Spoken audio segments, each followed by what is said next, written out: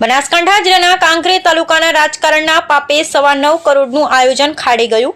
બનાસકાંઠા જિલ્લામાં કાંકરેજ તાલુકાનું 2024-25નું આયોજન કરવામાં કેમ વિલંબ થઈ રહ્યો છે? બનાસકાંઠા જિલ્લાના કાંકરેજ તાલુકામાં કેટલાય વર્ષોથી ભાજપ કોંગ્રેસના ટાંટિયા ખેંચતાણમાં કાંકરેજ તાલુકાના ગ્રામ્ય વિસ્તારમાં વિકાસથી વંચિત હોય તેવું પ્રજામાં ચર્ચાઈ રહ્યું છે। વાત કરવામાં આવે તો કાંકરેજ તાલુકો લોકસભા પાટણ અને વિધાનસભામાં બનાસકાંઠામાં સમાવેશ કરેલ હોવાથી વિકાસમાં અવરોધ દેખાઈ રહ્યો છે। જો કે કાંકરેજ તાલુકાનું સને 2024-25નું આયોજન આજ દિન થયું નથી, તેની પાછળ કયા પરિબળો ભાગ ભજવી રહ્યા છે?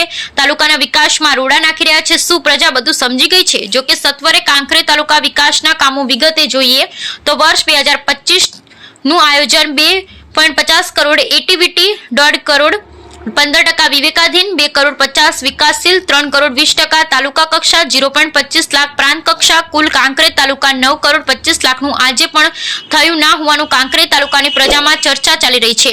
જો સાચું હોય તો તાલુકાની પ્રજાની કમનસીબી આવા રાજકારણીઓને ઓળખવાનો સમય પણ આવી ગયો હોય તેવું દેખાઈ રહ્યું છે। Bureau report Ramjibhai Raygur.